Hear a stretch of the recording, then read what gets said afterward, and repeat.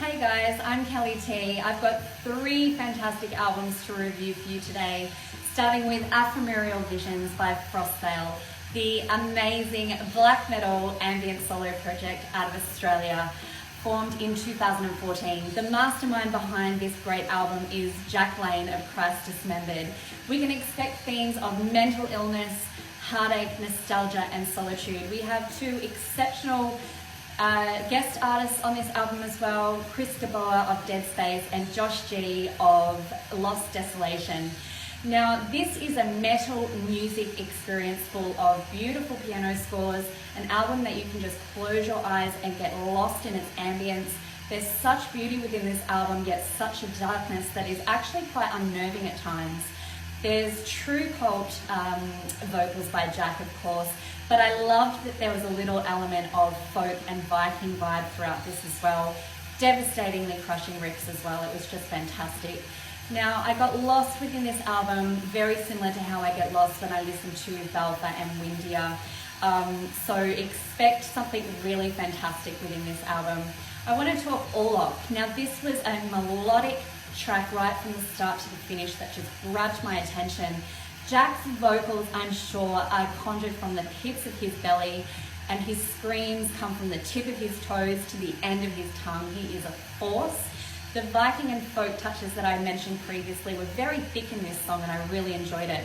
We've got soft yet really incredible elements of synth throughout this as well, and you cannot listen to this song without being really moved. It really moved me at least.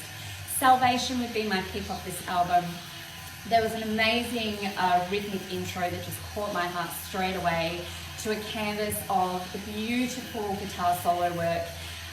Jack's vocals soon stains the tranquility of this track and takes it to very dark places with the pain and the angst that his vocal sound brings. This track was relentless and powerful. It was my anthem for the week. I couldn't get rid of it. You need to listen to this track to comprehend its impact. Now, this whole album is fast, it's captivating, it's meaningful, it's stunning. It's a really creative musical experience. I loved the sounds of dungeon synth throughout it as well. It was a really great touch. It gave the album a bit of an unworldly feel at times. Jack is so young. I didn't realize how young he was, and I tell you what, it's so inspiring. He's such an incredible artist. And I'm pretty sure anything this man puts his mind to and his artistic integrity towards, it's going to be a success. So get behind Frostveil and go and have a listen to Ephemeral Visions. It is an amazing journey. You can follow Frostveil on Facebook, and the album, of course, is available on Bandcamp. So to Frostveil, thank you for the music. You're an absolute legend, Jack. Now we go to Mexico and we talk about the thrashing album Strike Master by Strike Master. These guys were formed in 2005, and the band is Francisco on guitars and vocals, Ricardo on drums, and Patch on bass. These guys are a big deal in Mexico, and I really want them to be a big deal everywhere because they are really quite incredible. These guys were the first Latin band to play at Keep It True, a German metal festival that's held annually, so what an achievement for these guys. We've got themes around death and violence. Strike Master have a real old school thrashing vibe. This is their 5th album release, which is quite incredible. We've got hectic levels of fastness throughout this album. I love the old school thrash feel. There's a desperation and a demand to everything that you listen to. And there's an overriding pride. It's so obvious. You can hear it in every track. These guys are so, so proud. Machines of Mercy, one of my picks off this album. I loved the intro riffs that turn dark very quickly here. There's definitely an immediate feeling of aggression as soon as you start to listen. This is throat-punching stuff. I loved Francisco's thrash vocal style. He has a great demand about him, and I couldn't stop listening.